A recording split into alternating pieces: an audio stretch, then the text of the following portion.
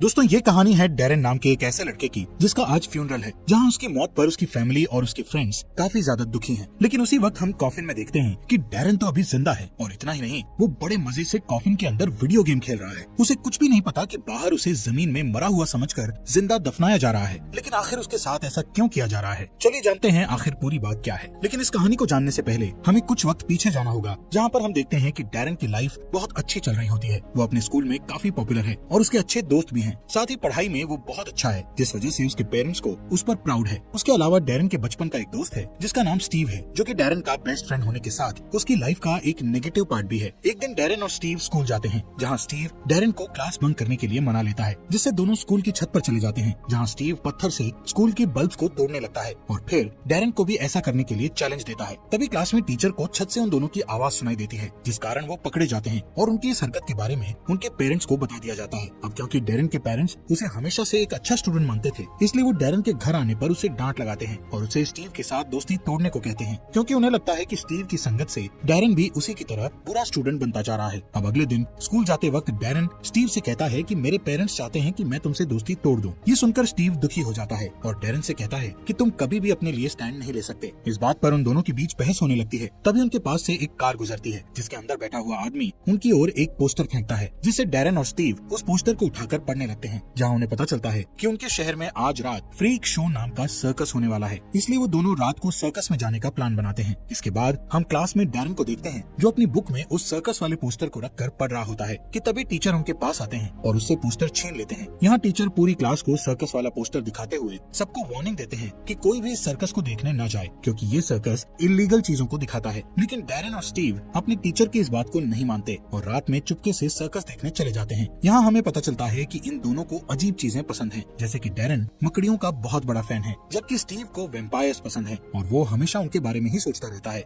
ये दोनों सर्कस में पहुंच जाते हैं और शो देखने के लिए टिकट खरीदते हैं, जहाँ पर्दे के पीछे छिपा हुआ एक बौना इंसान उन्हें टिकट देता है। लेकिन ये इंसान एक क्रीचर की तरह दिखाई दे रहा था। तभी स्टीव उस इंसान को अपना हाथ दिखाता है, जिस पर वो इंसान स्टीव के हाथ में काट लेता है और वहाँ से भाग जाता है। खैर दोनों इस घटना को भूलकर सर्कस के अंदर चले जाते हैं, जहाँ शो का होस्ट मिस्टर टॉल स्टेज पर आता है और स्टेज पर पहले कलाकार को बुलाता है। ये पहला कलाकार एक वुल्फमैन था, जिसे देखकर सभी लोग डर जाते हैं। तभी मिस्टर टॉल उस वुल्फमैन को ऑडियंस में बैठी एक लेडी की ओर इशारा करता है, जिससे वुल्फमैन उस लेडी के पास जाता है और उसके हाथों को बुरी तरह से काट देता है। ये देखकर लोग और भी ज्यादा डर जाते हैं, पर थोड़ी ही देर बाद उस लेडी के हाथ वापस से सही होने लगते हैं। ये देखकर सभी हैरान रह जाते हैं और वो लेडी स्टेज पर चली जाती है, जहाँ मिस्टर टॉल उस लेडी का नाम कॉर्मा बताते हुए कहता है कि ये लड़की हमारे शो की मेंबर है। इसके बाद स्टेज पर एलेक्जेंडर नाम का तीसरा कलाकार आता है, जिसकी बॉडी में एक भी रिब्स नहीं थी। एलेक्जेंडर के बाद वहाँ गर्था नाम की लड़की आती है, जिसके पास मजबूत दांत थे, जिनसे वो कुछ भी तोड़ सकती थी। गर्था के बाद रामस नाम का कलाकार आता है, जिसके 2 पेट होते हैं, जिनकी मदद से वो कुछ भी खा सकता है। यहाँ पर रामस 3 पहिए वाली साइकिल को खाकर अपना टैलेंट दिखाता है और फिर उसे एक टुकड़े जैसा बनाकर थूक देता है। इसके बाद मैडम चुस्का नाम की एक खूबसूरत लेडी स्टेज पर आती है और डैरेन को स्टेज पर बुलाती है, जहाँ वो डैरेन से कहती है कि मैं अपना मैजिक दिखाने के लिए तुम्हें असिस्टेंट बनाना चाहती हूँ, जिसके लिए डैरेन मान जाता है। पर जैसे ही मैडम चुस्का डैरेन के चेहरे को छूती है, तो उसे डैरेन का फ्यूचर दिखने लगता है, जिसमें उसे काफी भयानक चीजें दिखाई देती है, जिससे वो बहुत डर जाती है और डैरेन से दूर हट जाती है। तभी मैडम चुस्का के फेस पर अचानक से बाल आने लगते हैं, जिन्हें वो जल्दी से काटने लगती है और वापस अपने पुराने रूप में आ जाती है। इस मैजिक को देखकर ऑडियंस काफी एंजॉय करती है और उसके लिए जोर जोर से तालियां बजाने लगती है। मैडम चुस्का डैरेन के फ्यूचर को देखने के बाद इतनी डर गई थी कि वो सर्कस के लीडर लार्टन को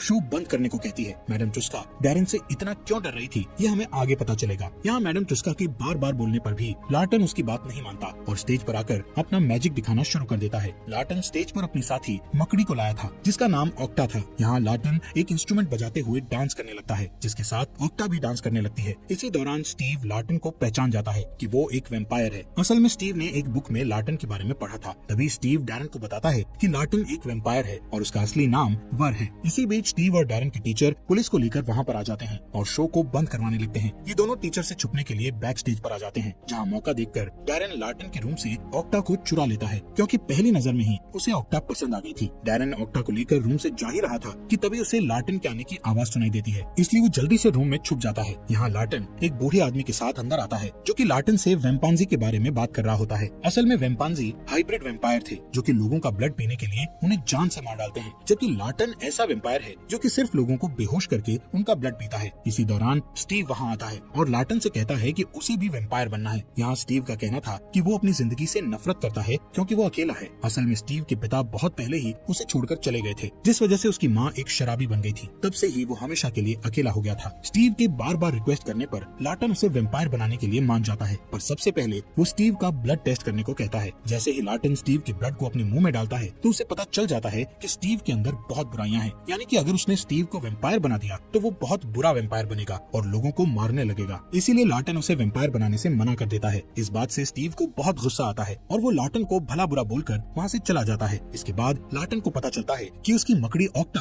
बॉक्स में नहीं है, इसीलिए वो ऑक्टा को ढूंढने लगता है। ये देखकर डैरेन काफी घबरा जाता है और लार्टन से बचते हुए वहाँ से भाग जाता है। डैरेन भागते भागते सड़क पर पहुँच जाता है, जिस दौरान एक कार वहाँ आती है जिसमें बैठे दो लोग डैरेन को पकड़ लेते हैं। ये वही कार थी जिससे एक आदमी ने सर्कस का पोस्टर फेंका था। इस कार के अंदर मॉर्लॉग और मिस्टर टिनी नाम के दो आदमियों को दिखाया जाता है। इन दोनों की डैरेन से पूछताछ करने पर पता चलता है कि उन्होंने गलत लड़के को किडनैप कर लिया है। असल में वो डैरेन के दोस्त स्टीव को एक मकसद के लिए ढूंढ रहे थे। इसके बाद वो दोनों डैरेन को कुछ बताए बिना ही उसे उसके घर पर ड्रॉप कर देते हैं। अगले दिन डैरेन ऑक्टा को अपने बैग में रखकर स्कूल ले जाता है, जहाँ स्टीव ऑक्टा को देख लेता है और उसके साथ खेलने लगता है। तभी गलती से उसके हाथ से पिंजरा गिर जाता है और ऑक्टा वहाँ से भागने लगती है। ये देख डैरेन ऑक्टा को पकड़ने की कोशिश करता है, जबकि स्टीव उसे मारने के इरादे से उसका पीछा करता है। ऑक्टा भागते भागते हॉल में आ जाती है, जिसे देखकर सभी स्टूडेंट्स बुरी तरह डर जाते हैं और इधर उधर भागने लगते हैं। कुछ देर बाद ऑक्टा एक खिड़की से बाहर भागने की सोचती है, पर भागने से पहले वो स्टीव के गाल पर काट लेती है, जिस वजह से स्टीव फर्श पर गिर जाता है और मकड़ी के जहर के कारण बेहोश हो जाता है। इसके बाद डैरेन लार्टन के पास जाता है और उसे सारी बात बताकर स्टीव की जान बचाने को कहता है। लार्टन शुरू में उसकी मदद करने से इनकार कर देता है, लेकिन जब डैरेन उससे बार बार रिक्वेस्ट करता है तब लार्टन एक शर्त पर उसकी मदद करने का कहता है। वो अपनी शर्त बताता है कि डैरेन को उसका वेम्पायर असिस्टेंट बनना होगा, यानी कि उसे अपनी फैमिली, फ्रेंड्स और अपनी पूरी सोशल लाइफ को छोड़ना होगा। डैरेन सिर्फ स्टीव को बचाना चाहता था, इसलिए वो लार्टन की शर्त मान लेता है। जिसके बाद लार्टन डैरेन के हाथ में नेल्स चुभाता है और उसकी ब्लड में वेम्पायर ब्लड को मिक्स कर देता है, जिससे डैरेन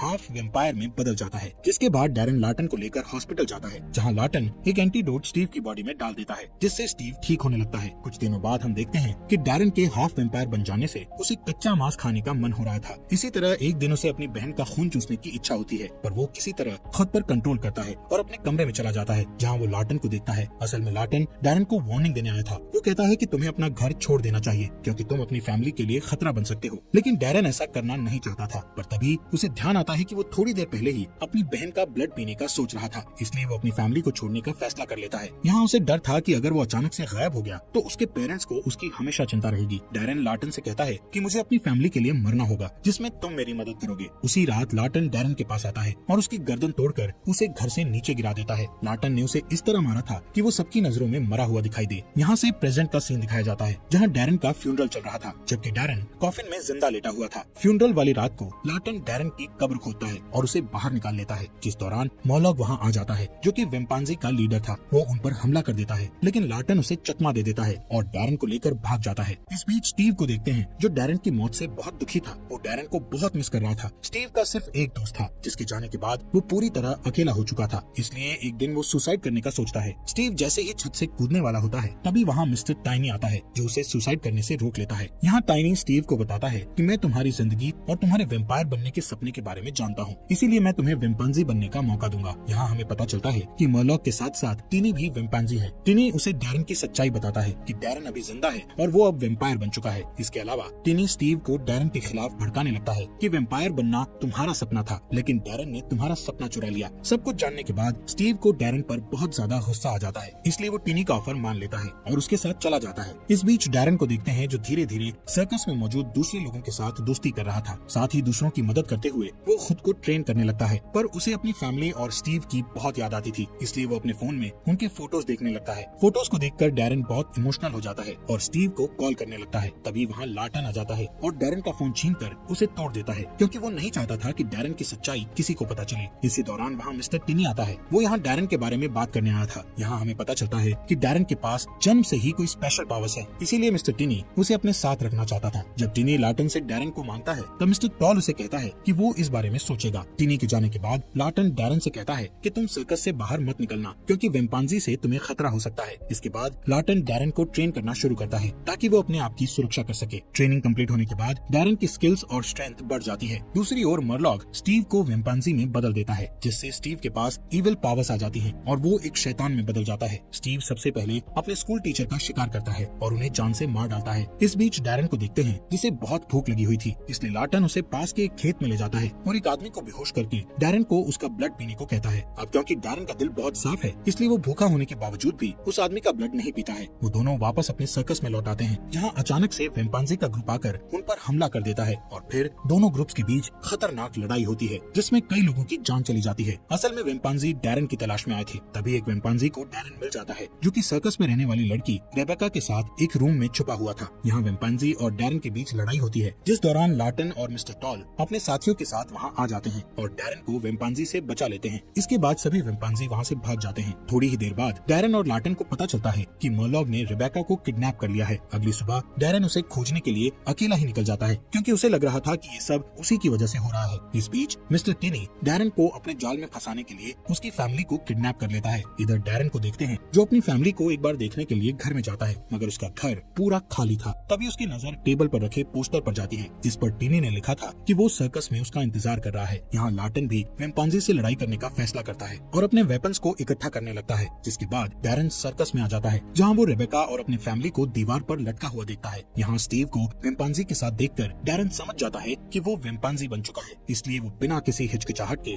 स्टीव पर हमला कर देता है। इसी दौरान लार्टन भी आ जाता है और मर्लॉक के साथ लड़ाई करने लगता है। अब क्योंकि डैरन ने ब्लड नहीं पिया था, इसलिए वो बहुत कमजोर हो जाता है और स्टीव से हारने लगता है। तभी रेबेका खुद को आजाद करती है और डैरन को उसका ब्लड पीने को कहती है, ताकि डैरन के पास फिर से पावर आ सके, लेकिन डैरन उसका ब्लड पीने से मना कर देता है। तब रेबेका उसे समझाती है कि मुझे कुछ नहीं होगा और मैं ठीक हो जाऊंगी। ये सुनकर डैरन उसका ब्लड पीने लगता है। दूसरी ओर लार्टन बहुत बुरी तरह से घायल हो गया था, लेकिन वो हार नहीं मानता है और लड़ाई करते हुए वो मर्लॉक के दिल में चाकू मार देता है, जिससे मर्लॉक की वहीं पर मौत हो जाती है। इधर डैरन अपनी पावर लौटने के बाद स्टीव से लड़ना शुरू करता है। तभी मिस्टर टिनी वहाँ आता है और उन्हें लड़ने से रोक देता है, जिसके बाद मिस्टर टिनी अपनी स्पेशल पावर्स का यूज करके मर्लॉक को जिंदा करता है और उसे एक क्रीचर में बदल देता है। मिस्टर टिनी दोनों लड़कों को अपने साथ चलने को कहता है, जिस पर डैरन उसके साथ आने से मना कर देता है, लेकिन स्टीव बुराई का रास्ता चुनता है और मिस्टर टिनी के साथ जाने लगता है। दोनों के जाने के बाद लार्टन डैरन की फैमिली को हिप्नोटाइज करके उनकी अभी वाली याददाश्त को मिटा देता है, जिससे वो सभी इस घटना को भूल जाते हैं। मूवी के लास्ट सीन में हम देखते हैं कि डैरन सर्कस में वापस आ जाता है, जिसे देखकर सर्कस के सभी मेंबर्स उसका वेलकम करते हैं और उसे घर जैसा महसूस कराते हैं। इसी के साथ ये अमेजिंग मूवी यहीं पर खत्म हो जाती है।